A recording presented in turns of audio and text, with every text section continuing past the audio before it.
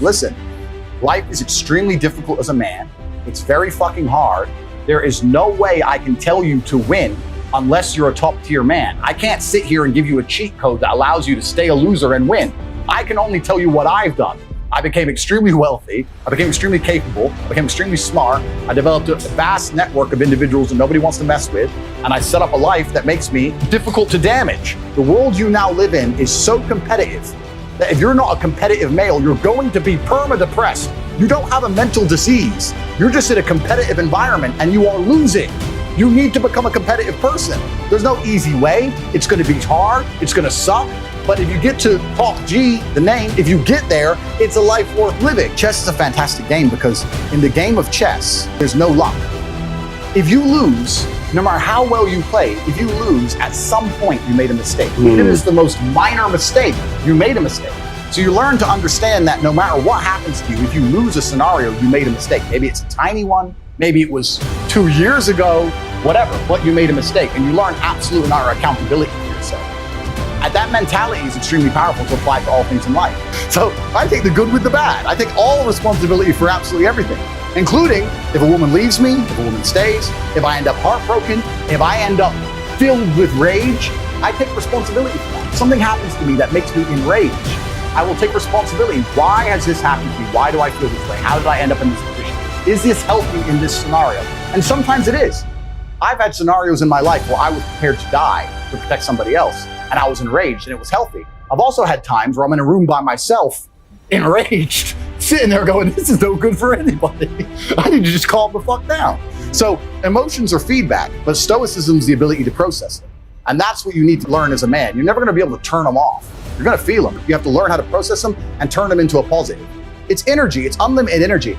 I say this all the time. I say that the biggest periods of transformation in my life is when everything was going wrong. When my life was going good, I'm not a hedonistic person. I don't do drugs, I don't gamble, I don't do prostitutes. I don't do anything that hedonistic. But I'll certainly go on the yacht with a bunch of women I know and chill and have some vodkas. When life's smooth, then it's semi-hedonistic, pretty relaxed. But when I make my biggest progress, when I really change who I am and change the world, that's when everything's fucked. When things go wrong, or I'm feeling things I don't want to feel, or bad things are happening, that's when I'm like, okay, I currently cannot sleep. I've completed the day's tasks. I've tried to go to bed. I can't sleep. More shit has to be done. That's when the amazing things happen in my life. When I was heartbroken, I hit the gym hard, right? If something goes wrong with your payment processor, that's when you get fucking inventive. That's business, right? That's when you get inventive. So all the bad things that happen to you as a man, if you're stoic, you get to take unlimited energy. Heartbreak is unlimited energy. So is depression, so is rage, so is sadness. All these negative emotions they tell you to collapse behind. It's like, Bruce Lee says, be like water. And people see that as be fluid and just go with the flow. I disagree. If you're like water, you are necessary for life. You are scary when you're enraged. You're powerful. You're beautiful when you're calm. You're so many things when you're like water, right? So if I'm enraged, it's like water behind a dam. You just got to put the dam in place, and you got to get the turbo, the hydroelectrics put in. Don't tsunami your life. Put the energy somewhere.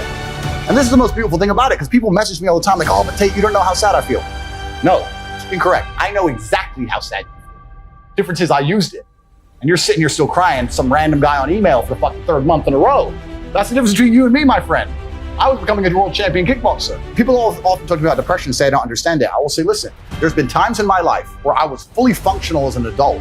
I would never label myself depressed because I don't believe in the idea of labeling myself in a negative, because I don't believe in things that take power from me. But there's been times in my life where I didn't give a fuck if I lived or died. There's been times in my life where I went to fight a man for money, and I didn't give a shit if I lost and even woke up again. Didn't give a fuck. I had nothing worth living for. I was brokey, didn't have a girlfriend, didn't have any fucking money. Got a 2-day call to fight some world champion. Had to lose 10 kilos in 2 days. Had nothing else going for me.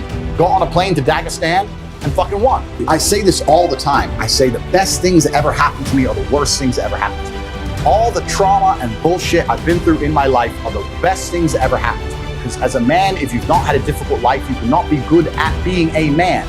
Being a good man and being good at being a man, they're two slightly different things. But to be good at being a man, you need to have been through so much shit that when the Matrix deletes your entire life from the internet and starts lying about you at mass, and people start doing protests wanting you fucking hung, and they're looking for your family members, and reporters start calling every ex-girlfriend you've ever had, trying to convince them and bribe them to lie, to come out and say you're something you're not. when they're genuinely out to put you in jail, that you can sit there and be focused and stoic enough to go, you know what? Okay, what's the chessboard? What's gonna happen? Who's trying to shoot me right now? Nobody. Okay, so it's better than it was a couple years ago. Okay, you're never gonna be capable as a man if you've not had trauma. The best men ever have had trauma.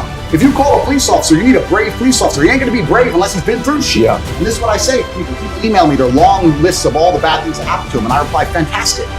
You are so lucky. You have all the building blocks to become the exact kind of man you want to be. If none of this shit happened to you, when something else bad happens to you later, you wouldn't be able to deal with it. Fantastic. And he goes, no, but you know, this. He replied again with more excuses. Said, why are you making excuses? I just told you what happened to you is a good thing. You need to reframe your mind. Bad things happened to Batman. They killed his parents. Do you understand? That's why he's Batman. You've just told me you have the building blocks to become you might become top G when I retire. Fantastic. What are you complaining about? He goes, well, what do? I said, you need to work. Take all that trauma. If you're truly heartbroken, my friend, and we've all been there as men, if you're truly heartbroken, you can't sleep. That means you're gonna get in fantastic shape. You better hit the gym. Get rid of your excuses, stop defending the thing that's ruined your life, and get to fucking work.